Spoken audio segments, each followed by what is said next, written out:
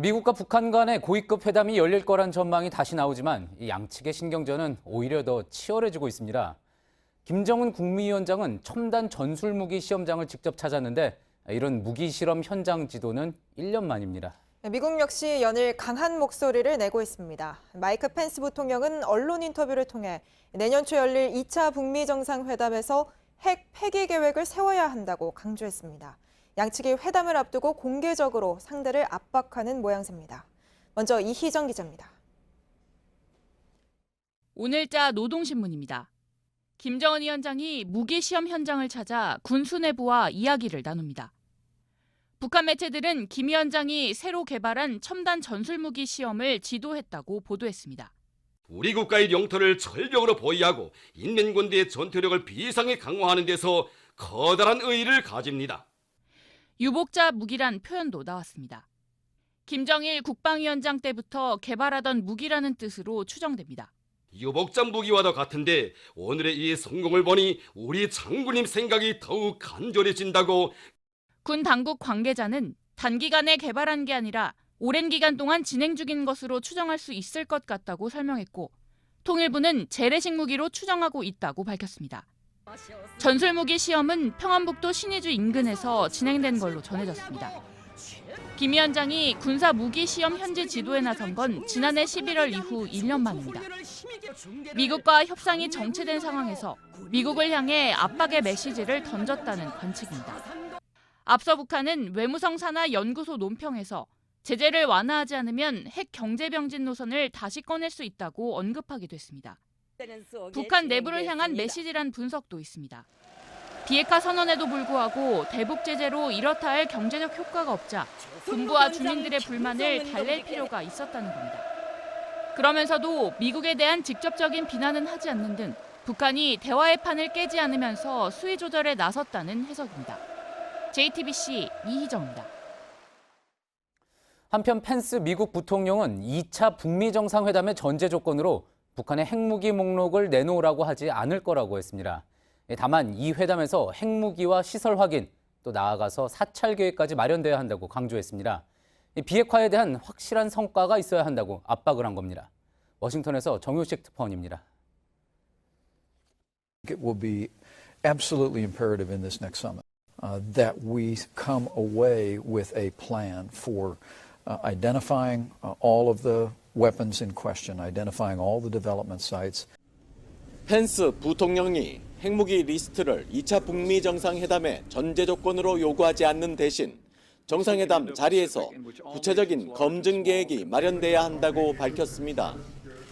트럼프 대통령과 김 위원장의 직접 담판에서 핵 신고와 사찰, 폐기에 비핵화 진전을 이뤄낼 수 있다고 강조한 겁니다. 나워트 국무부 대변인은 지금은 정상과 정상이 직접 협상을 하고 있는 상황으로 진단했습니다. 이날 워싱턴을 방문 중인 조명균 통일부 장관은 김 위원장의 연내 서울 답방이 이뤄지면 2차 북미 정상회담과 비핵화 해결에 중요한 계기가 될 것이라고 했습니다. 판문점 평양 정상회담도 아주 짧은 기간 내 준비됐기 때문에 충분히 가능하다는 설명입니다. 조 장관은 2시간여 뒤 폼페이오 장관과 만나 비핵화와 남북관계 진전 속도에 대해 직접 조율에 나섭니다.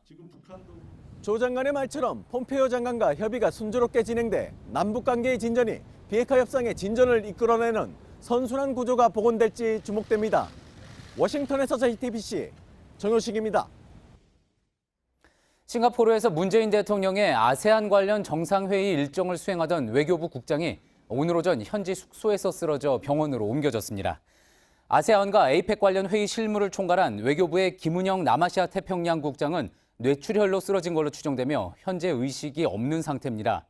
문 대통령은 파푸아뉴기니로 출발하기 직전 페이스북을 통해 현지 병원에 긴급 입원시킨 뒤 직접 가봤다며 대통령 주치의가 남아서 치료를 돕게 했다고 전했습니다. 그제 한국을 찾은 북측 고위급 대표단이 오늘은 일산 호수공원을 찾았습니다. 옥류관 유치를 추진하고 있는 경기도 측은 분점 후보지를 둘러봤다고 밝혔습니다. 이후 학술대회에 참석한 북측 대표단은 강제징용과 관련해 일본을 강하게 비판하기도 했습니다. 김태영 기자입니다. 이종혁 부위원장 등 북측 고위급 대표단이 숙소에서 걸어 나옵니다. 예정이 없던 외출입니다. 당초 임진각 망배단에 갈 계획이었지만 대신 휴식을 취하기로 했다가 갑자기 일정을 바꾼 겁니다. 이 부위원장 일행이 향한 곳은 숙소 근처의 일산 호수공원입니다. 차량에서 내리지 않고 20여 분간 공원 주변을 둘러봤습니다. 부위원장님 어디 갔다 오는 중이세요? 산책 다녀오셨나요? 경기도 고위 관계자는 이와 관련 옥류관 분점 후보지를 둘러본 게 맞다며 논의에 진전이 있냐는 질문에 그렇다고 답했습니다. 오후엔 일제강점기 강제동원 진상규명 등을 촉구하는 국제학술대회가 열렸습니다. 이 부위원장은 일본을 강하게 비판했습니다. 공식 사과뿐만 아니라 충분한 피해 보상의 필요성까지 강조했습니다. 얼마 전 조선인 강제징용 피해자들에게 보상할 때 대한 남측 법원의 판결이 나왔음에도 일본은 저들이 보상할 문제가 아니라고 우겨대고 있습니다. 이 부위원장 일행은 내일 오전 김포공항을 떠나 베이징을 거쳐 평양으로 돌아갑니다. JTBC 김태영입니다.